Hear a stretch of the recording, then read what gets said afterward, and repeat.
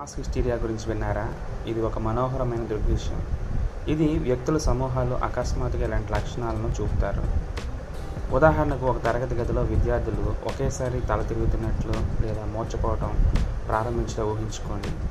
కానీ ఇక్కడ ఒక విషయం ఉంది. దీనికి ఎటువంటి శారీరక అనారోగ్యం కారణం కాదు. ఇది తరచుగా ఒత్తిడి, ఆందోళన లేదా ముప్పుగా భావించే దాని భయం వల్ల ప్రేరేపించబడుతుంది. ఈ లక్షణాలు సంభాషణ ద్వారా లేదా సోషల్ మీడియా ద్వారా చాలా త్వరగా వ్యాప్తి చెందుతాయి. నిజమైన కారణం లేనప్పుడు కూడా ప్రజలు తాము అనారోగ్యంతో ఉన్నారని నిజంగా నమ్ముతారు. మాస్ హిస్టీరియా తలనొప్పి, వికారం లేదా అసాధారణ కదలికలుగా వ్యక్తమవుతుంది. మాస్ యాంగ్జైటీ హిస్టీరియా వంటి వివిధ రకాలు ఉన్నాయి. ఇది మరింత మానసికమైనది.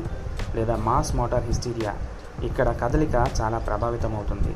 కొన్నిసార్లు ఎక్కువ కాలం మేము దీనిని పాఠశాలలు, కార్యాలయాలు మరియు మొత్తం పట్టణాల్లో కూడా చూసాము. నేటి ప్రపంచంలో ఇది ఆన్లైన్లో వ్యాపించి సామూహిక భయాలను పెంచుతుంది.